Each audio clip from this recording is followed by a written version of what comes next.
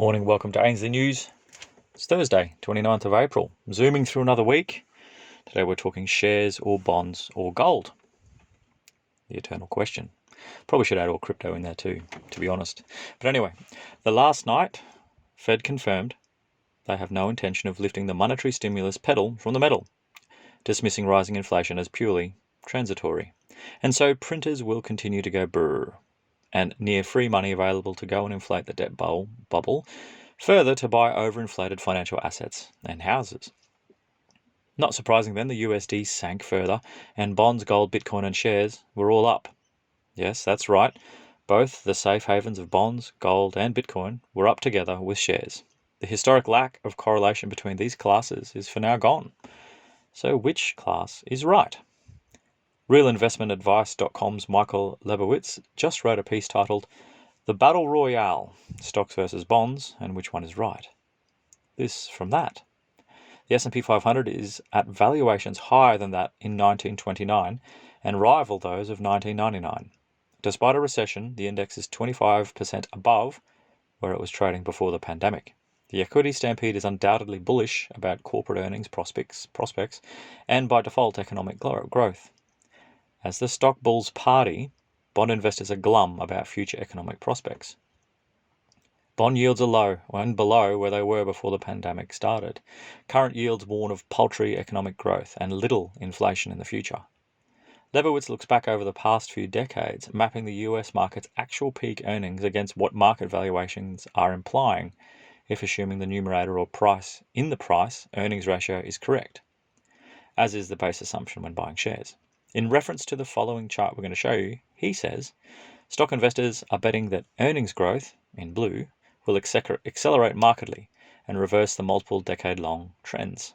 Such implies that GDP growth rates will also turn up. It is worth highlighting the cyclicality of earnings forecasting errors, as shown in red and green. Periods in which forecasts were higher than actual earnings are often followed by periods where the market underestimates earnings. We remind you, periods in which equities are overpriced with high valuations are followed with periods with lower returns. Conversely, periods when stocks are cheap are often followed by periods of strong returns. Here's that chart here, showing peak earnings and peak implied earnings. However, bonds are telling us a very different story. This next chart we're going to show you shows the remarkable correlation between the 10-year US Treasury yield and the 10-year nominal GDP growth. The green dot, way down to the far left corner, is where we are now. Here's that chart here. The bond market currently implies sub 2% GDP growth, well below the current trend. Bond yields expect the decades-long trend lower in GDP growth to continue. By default, bond investors forecast earnings growth will continue to trend downward. And so we have US shares implying 7.17 or 7.17% earnings growth over the next decade, compared to bonds telling us we have at least a decade of sustained poor sub 2% economic conditions. Lebowitz points out that the macro-environmental realities of demographics, productive capex and growing debt burden support the bond case. Demographics arguments was just boosted by the latest US data showing their population grew at the slowest rate since the 1930s, and prior to that, the late 1700s, through a combination of lower birth rates and immigration.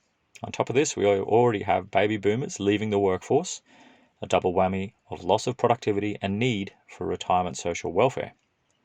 On the debt burden, he reminds us, more debt doesn't lead to more robust economic growth rates or prosperity. Since 1980, the overall increase in debt has surged to levels that currently usurp the entirety of economic growth. With economic growth rates now at the lowest levels on record, the change in debt continues to divert more tax dollars away from productive investments into the services of debt and social welfare. And so, as the Fed Powell himself agreed, inflationary forces may well be transitory, and the unprecedented wholesale rate of currency debasement and debt accumulation via central bank stimulus is more likely to prevail until the house of cards collapses under that debt, or a black swan prick of the bubble. Whilst Lebowitz uses bonds as the comparison here, the argument is more supportive of gold and silver going forward as the investment to counter these trends.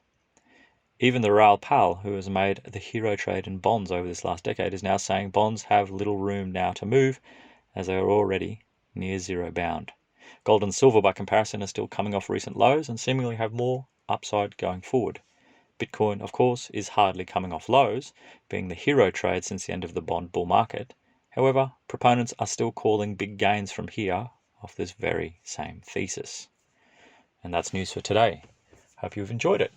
Remember, ainsleyBullion.com.au for all things physical, gold, silver and platinum.